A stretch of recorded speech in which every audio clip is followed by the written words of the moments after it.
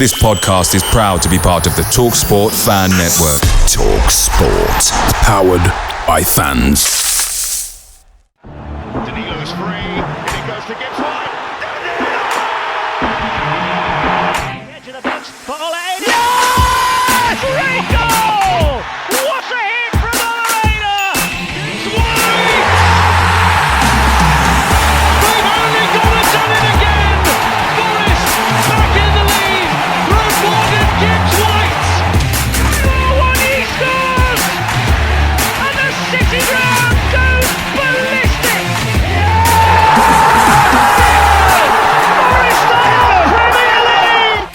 Hello and welcome back to Red Side of the Trent. This is your fan preview for this week's game as Forest travel to Southampton, and we welcome them back to the Premier League. And I welcome back Ray Hunt from In That Number podcast. Ray, how are you first of all?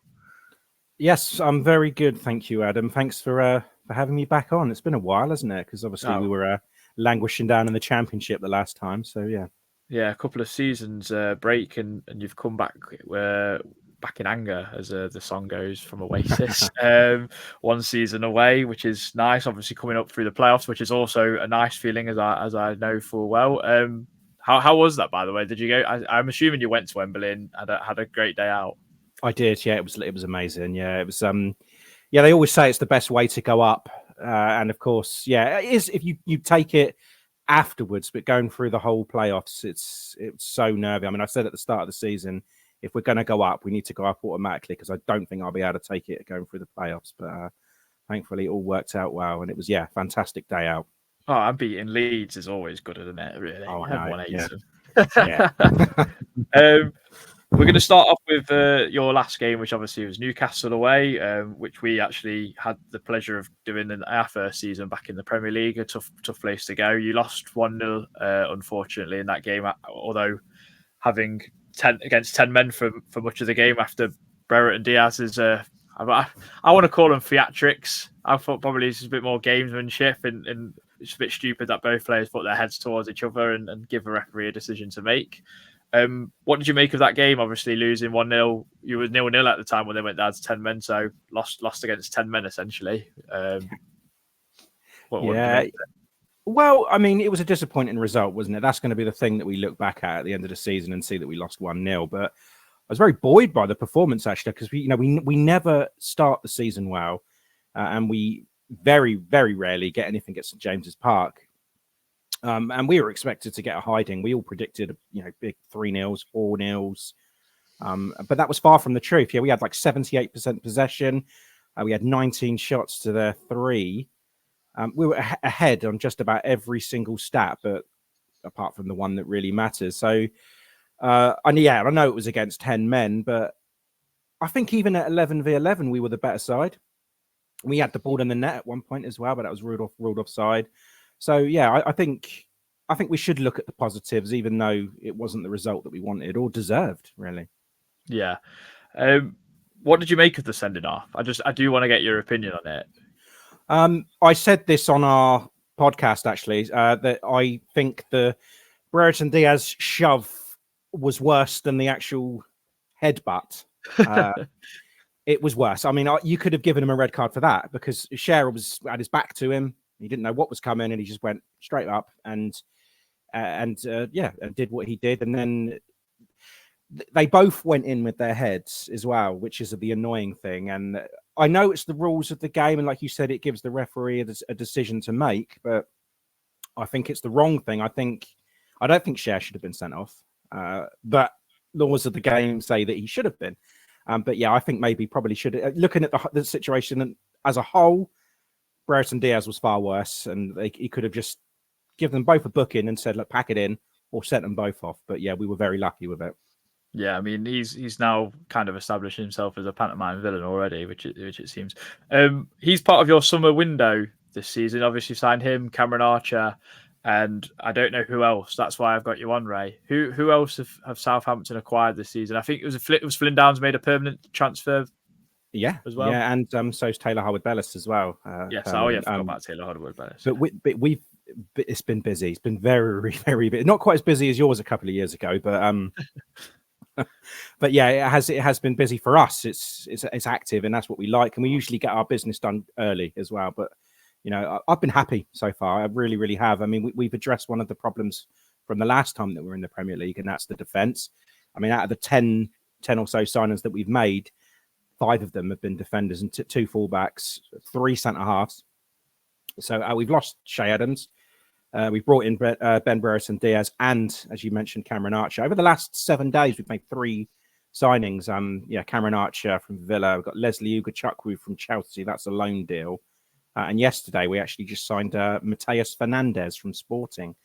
Right. Don't know a lot about him, but people are raving about him already. So I haven't had a chance to do my research on him yet. But I still think we need a creative attacking midfielder, and we definitely need a goalkeeper. So if we can add them before the deadline, then I will be super impressed with the window. I'm assuming Carlos Alcaraz is not quite up to it. And then what's happened to Gavin Bazunu now? Is he injured or is he just? Bazunu tore his Achilles just before the playoffs. Right. So he's out February. I reckon March he'll be back. Yeah. So yeah. What players have you lost since getting promoted? Or you mentioned Che Adams, who's probably someone who started regularly or semi-regularly. Anyone else that's been a big loss for your side this season? No, I think nothing amazing that's gone out the door. We're still, I mean, there's a few loans that have gone out, a few young players that have left. But we've managed. I think if we can keep hold of Kyle Walker-Peters, because that's been rumbling on all summer. I mean, you must know what it's like to be a team that goes up or even down, and you lose the players that you've had for a long, long time. But yeah, I think the main thing that was this year was we just need to keep hold of Kyle Walker-Peters and re-sign Flynn Downs. And so far, we've done that. So it's been pretty good. Fair enough. What is the difference between 2 seasons ago when we met and now, would you say? Obviously, there's been a host of changes. I'd say you pretty much your entire 11, apart from Kyle Walker-Peters, is different. Or maybe Jan Bednarak, I think, actually, maybe. There's a few players. Different manager as well. So what would you say the big difference is? I would say that Russell Martin, quite simply. I said we went through 3 managers in the season that we got relegated. So we had Ralph Hasenhüttl. His time was up. He'd done everything that he could with the club. Nathan Jones was just a horrible appointment, a disaster. And then Ruben Sayers came in to try and steady the ship. But I mean, we were already bottom of the league by then, and the damage was already done. But now I think we have an identity under Russell Martin, and he's made signings this year that will be playing the way that he wants. So in a sense that it's his team now. He knows his best 11. We have the depth now. And I think, the defensive unit is a lot better than last time. So hopefully we've just got about enough to survive. Yeah, I want to talk about Russell Martin and his style of play, because as Forest fans, we know about him from his time at Swansea. I mean, Swansea fans were singing this swan song about Russell Martin, about this possession-based football, building from the back, and then saying, I mean, because we had Steve Cooper at the time, who was their ex-manager, and saying, "No, it's all negative," and we beat them 9-2 on aggregate, if you want to call it that, over the 2 games of the season. So we're kind of, in a sense, we're seeing Russell Martin and rubbing our hands a little bit together, because we're thinking, well, we know how Southampton are generally going to play. Has that changed much from as far as you know from last season with that style? I don't think Russell Martin has another style. I think that is it for him. He plays that slow, methodical build-up play, which puts us in a lot of trouble. And a lot of fans don't like it. But I mean, considering the last appointments that we had, I like him as a manager. I think he's a nice guy. He seems to be the real deal. I think we needed a different direction to go. And he's done what we've asked him to do, get us back into the Premier League at the first try. So his next mission is obviously to keep us there. I believe he can. And I know that, a lot of the fans think that he's too one-dimensional. His style, as I said, it puts us in a lot of trouble. Many occasions last season, it's done it again. He's stubborn with it. He won't change the way that we can play. it can be slow, it can be boring, but when it works, it works well. And we can be a difficult team to beat at times. We just need some, some stability. And the players seem to really love him as well, which I think is massive. It's you don't hear that enough in football, that the players really, really get on with the manager. You can see behind the scenes that they're always laughing and joking when it's not serious training and stuff. They seem to generally get along, and they always talk about how good he is. So I think that, it was completely different with Nathan Jones. Obviously, the players afterwards were saying that they didn't get on with the way that he was doing things. So that does not shock me one bit, to be honest. I did want to ask, like, how I know you can't speak for every Southampton fan, but how long do you think you can kind of go with living with his style of play if you think it's going to get you into so much trouble? I mean, we watched Vincent Kompany last season with Burnley, and he was exactly the same. And because you generally have lesser quality players, you're just going to get caught out so much more. So where is the threshold for Southampton's patience in terms of the fan base? Well, I can't speak for all of them, but I don't know. It really does depend on how well this season's going. We've got to give him the time in the league. I know Vincent Kompany struggled with it, but I'm quite patient. He said if we can play we played well against Newcastle. That's the thing, and we played that against them. They're one of the best teams in this league, and if you go up to their place, I know it was against 10 men, but we've done it all pre-season as well, and it seems to have been working. If we're like right at bottom of the league by December, then really we do have to consider what he needs to change it up a little bit. But I think he's changed the formation and the system that we're playing, which he did towards the end of the championship season and into the playoffs. And as I say, we've done really well with it since. So I just think this is it's a brand new league, isn't it? It's a different kettle of fish when you're playing against these bigger guys. And dare I say, we have to see against Nottingham Forest how far we've come. And if they can really go and take it to us, then I think we have to consider maybe changing things around a little bit system-wise. But I don't know. I'm quite patient with him this year. I think we are expected to go down. So I don't think it matters too much what he does at this moment.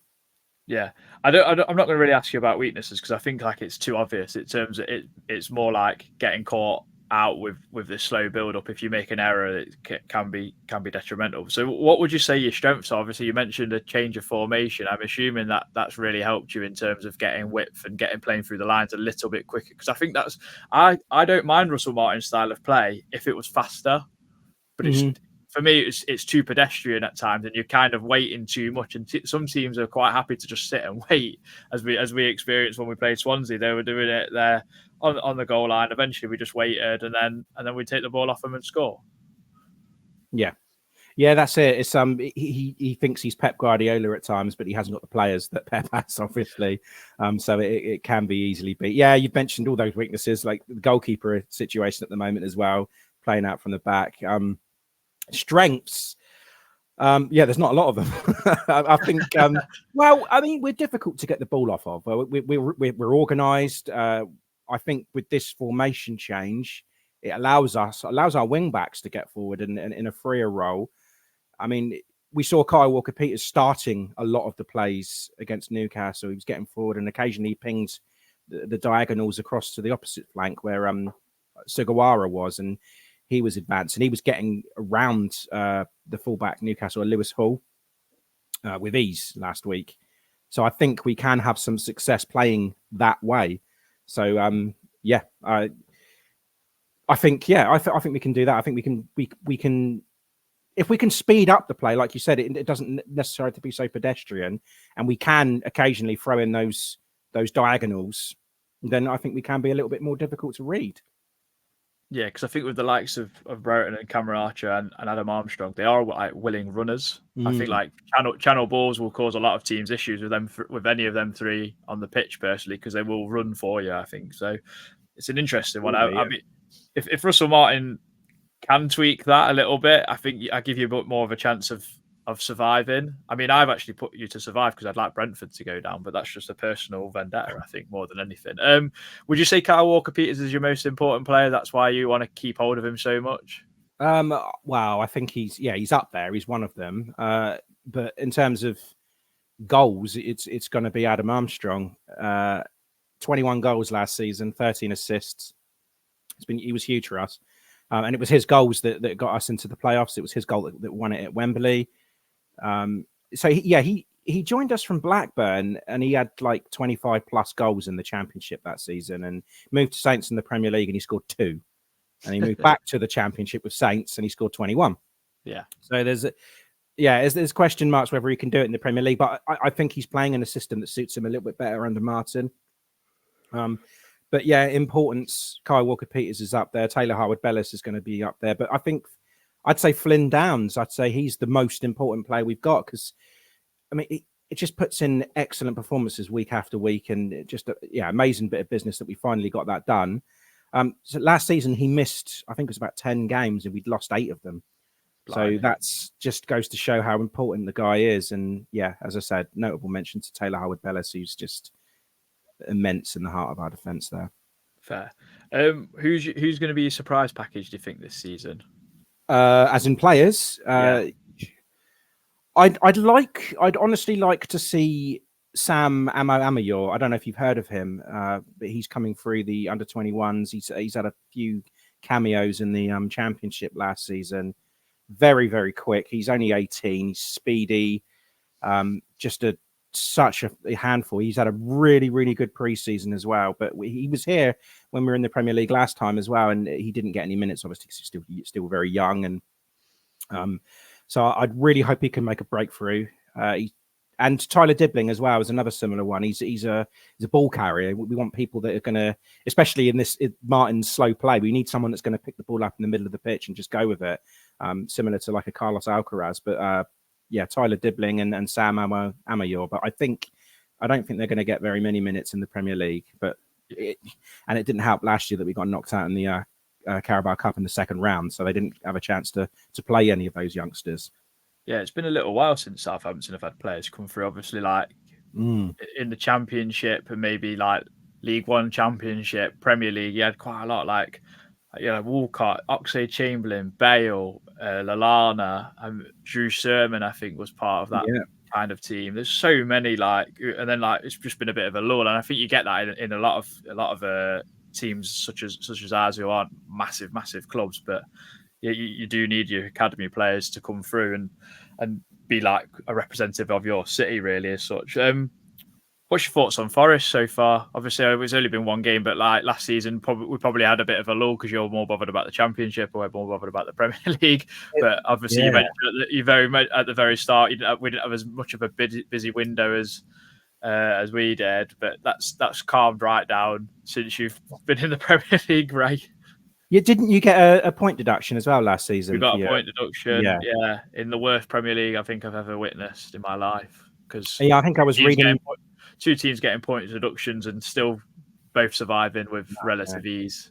Yeah, I think I read somewhere as well in a season preview that Forest had their least or the least amount of points total won and not go down, but that was the caveat of having those 4 points deducted. But so before I get on with my thoughts, and I just want to say that speedy recovery to Danilo, that was horrible. I hate to see things like that, and I don't know if you are planning to replace him in the market this window. I don't know his time scale, but I think a player like that of his quality, you're going to miss him, right? He's going to be. The reports are 8 weeks, which is not as bad as you think. Probably another. I'd probably extend it to 12 because of rehab and recovery, and probably a little bit more. But the reports are really positive considering how bad it was and how bad it looked. I mean, it was no ligament damage. Then it was just a break. So as far as I'm concerned, there's not been anything, and they're saying he's going to have minor surgery and he'll be back sooner. Wow, than that's great. Which is insane, and it was such an innocuous challenge. 9 times out of 10, it's either a head injury or it's just literally a collision. They both get up and carry on with it. It was so weird, but I don't think we will replace him. We've got quite a lot of players in that midfield area. I'd be very surprised because of the time scale for us to actually get a replacement. I feel like we've got an adequate cover. Yeah, for some reason I thought it was going to be a long term or a lot longer than the 8 weeks. I thought they're going to have to, because I mean, I was watching your game last week in preparation for ours, and I thought, I think it was Yates that came on in his place, and I thought, okay, well maybe he's going to be starting next week. So I have to have a look at him and see if we can get around him. But yeah, I hands up, I did actually on our podcast, I did predict Forest to go down, right, instead of us. I am sorry. Just because I think, what is it, the third or fourth season you've been up, and it's been third, sorry, yeah, and there's been a battle every year, right? And I know last year was with the point deduction and all that, but I, when the fixtures came out, I looked at Forest at home on the second week, and I thought, right, let's forget Newcastle, because we never win up there. We never start the season well anyway, so forget that. And then I circled Nottingham Forest and thought, this will really show how far we've come, because the last time that we were playing Forest at home, that was just the dreadful, dreadful game. And I thought, if we can go and beat them, if we're going to stay up, we need to be beating teams like Nottingham Forest at home. And I'm sure the most pessimistic of Forest fans will be looking at us and saying the same thing, home and away, that you guys need to get 3 points, 6 points off of Saints, like we are with you. I think all those people are going to be in that relegation battle. I think that we need to, we need to do that. And I just thought maybe the Danilo injury is not going to help much. I don't know what the thoughts are with Nuno. Are Forest fans going to be happy with another relegation scrap? I mean, I don't really know how your window's gone as well. I don't really know that how you've strengthened, or if you're allowed to strengthen. I know there's been a couple. I know there's been Elliot Anderson that's come in that people are saying that's the best bit of business you've done. But then there's this Portuguese Grealish, which looks a real handful, that guy. Portuguese, as my mate called him. And he's not played for us yet. I think he's still kind of bedding in. We signed another winger last week in Raman Sosa, which was like an ongoing saga. So he'll probably be within the squad next week, going down to Southampton. Elliot Anderson come in, and he is someone that's probably going to be in the conversation to fill in for Danilo. It's either going to be him, Yates, or Dominguez, I'd imagine, because. But it's a nice headache to have, because all three will press high and be aggressive within that central midfield area, which is, we don't need anyone pressing high in that centre midfield, because Yates will be the most annoying, because he'll smile as well after he bundles a player over and whatnot. He's just a bit of a. I think people just hate his face. I mean, lots of Forest fans hate his face as well, to be honest. But a lot of us love him as well at the same time. So, no, I completely understand.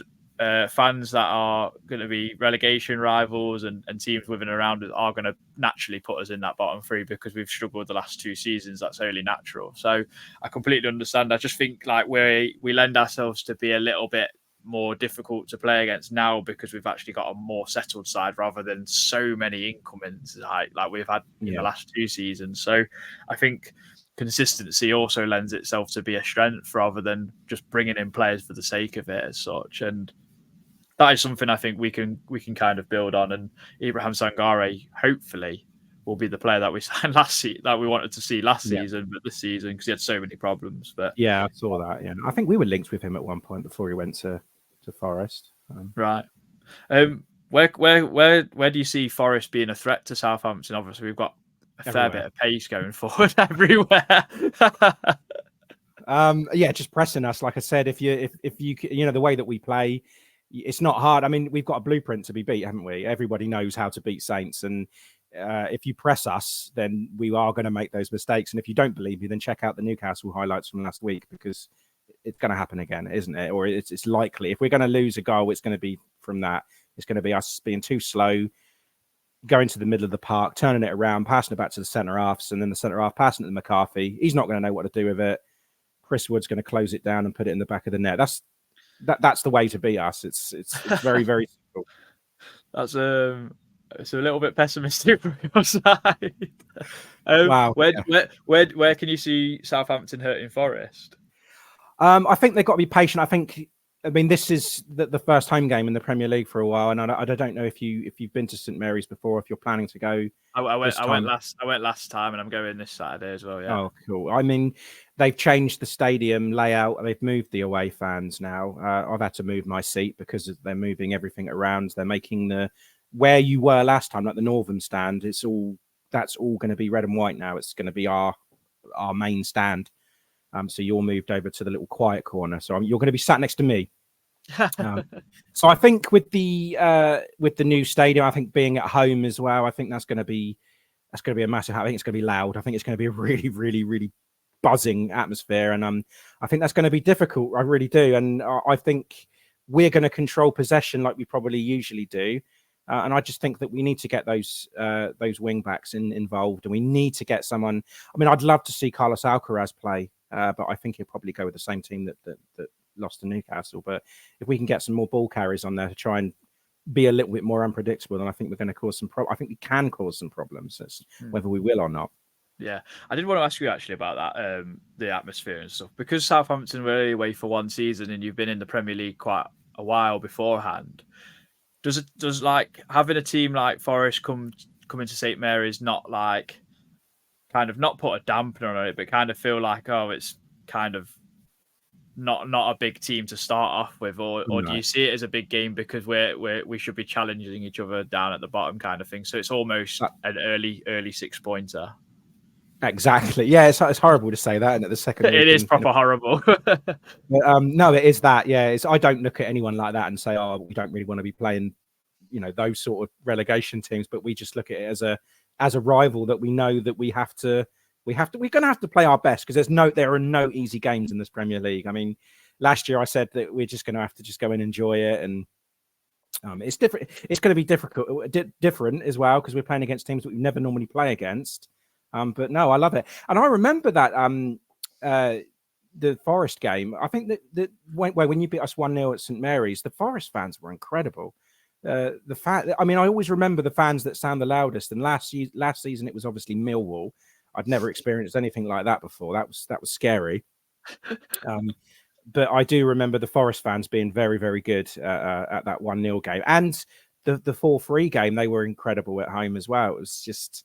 yeah, that was a scary atmosphere as well. But yeah, I'm looking forward to it. I really am looking forward to the being next to the away fans again.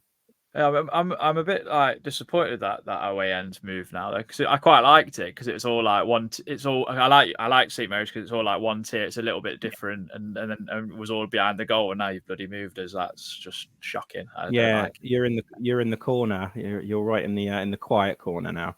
It won't be very quiet on Saturday, I'll have you know. No, I don't think it will be. Just behave yourself, yeah, because I'm sat right next to you. I was worried about it, actually. I thought, Christ, our seats we're moving right next to the away fans. I thought, oh, goodness me. And if we do go down next year, we're going to have to be playing them lot up the road, most probably. So I don't really want to be sat next to them then.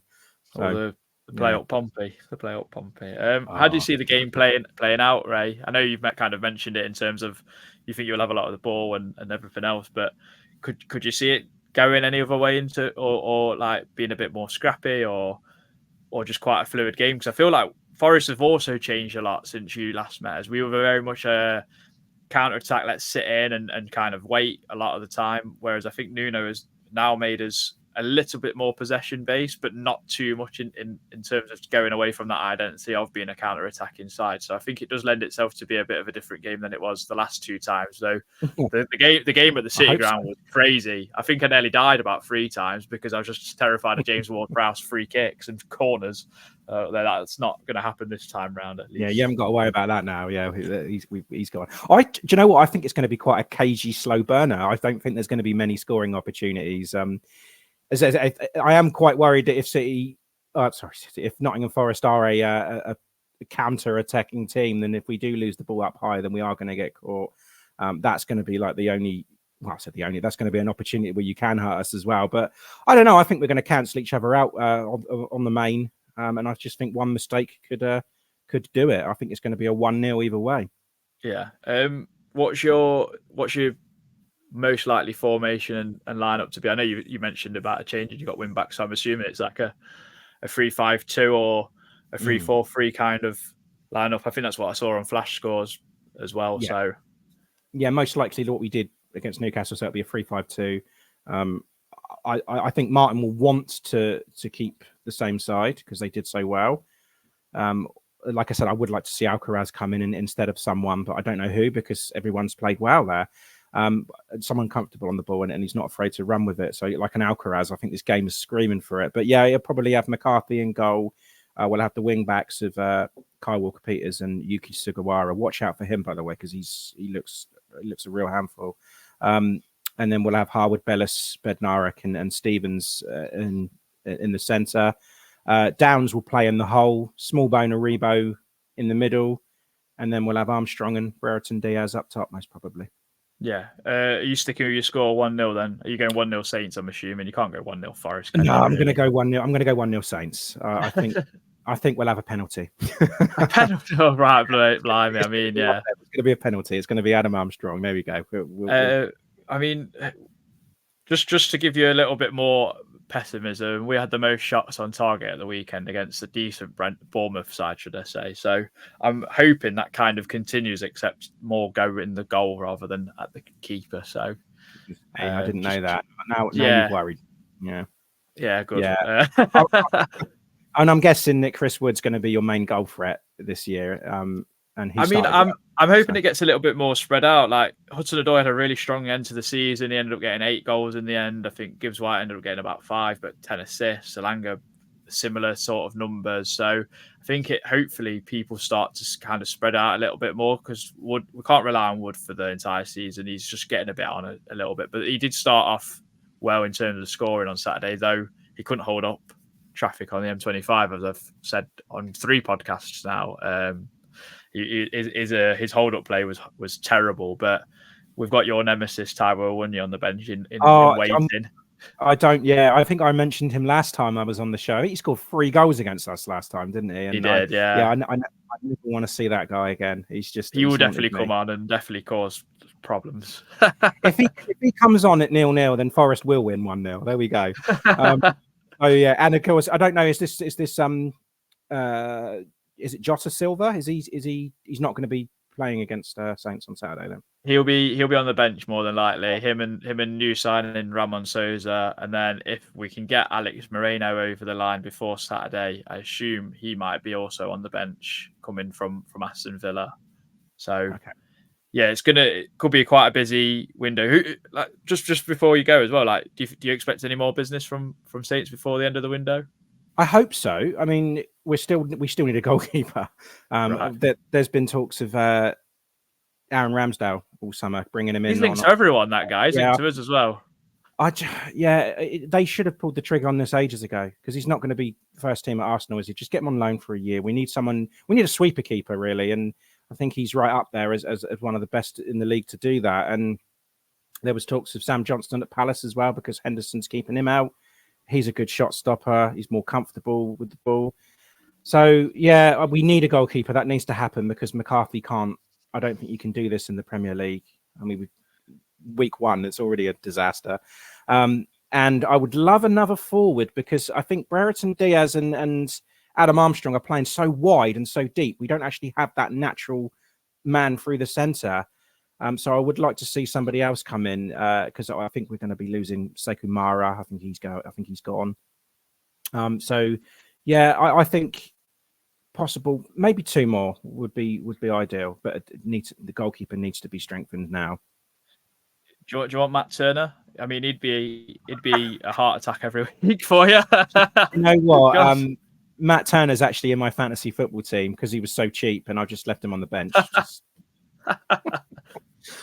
Oh God! I mean, what's happened to Big Bad Paul Onuachu? Where's he gone? Get him in goal. He's massive. He's still there. No, that's what we actually joked about that on the pod last week. So at this point, we would rather have an outfield player. Let's get Tall Paul in, and just stick him in the goal, because it's not going to be any worse, is it? But no, he's still there. He played in the last pre-season game against Lazio. I think Russell Martin was just putting him in the shop window, if I'm being honest. But yeah, I think he wants to go to Trabzonspor, where he was on loan last season. So I think he'll be gone as well. So there you go. There's 2 more strikers out the door before the window closes. Just trying to get rid of more players and bring them in. Fair enough. Yeah, I think that's what we're doing. I think we need to. It's going to be like now. It's going to be 1 in, 1 out kind of thing. So yeah, fair enough. It's cool. Right, Ray, thank you very much for joining us. If anyone wants to check out In That Number podcast, where can they find you? I mean, you can if you'd want to. I mean, I don't know why you would, but yeah, you could listen to our wherever you get your podcast. You can find us in That Number Podcast. We're across all the social media on In That Number Podcast on Twitter or X, whatever it is, at Number Podcast. And also you can read me on BBC Sport under Southampton as well if you want to do that. So there we go. Well, Ray, hope to see you in the crowd on Saturday, giving you it large. Yeah, you probably will. Yeah, I'll be there. But no, hopefully it's a good game. Don't wish you any luck, obviously, and I don't expect any different from yourself. But thank you very much for joining us.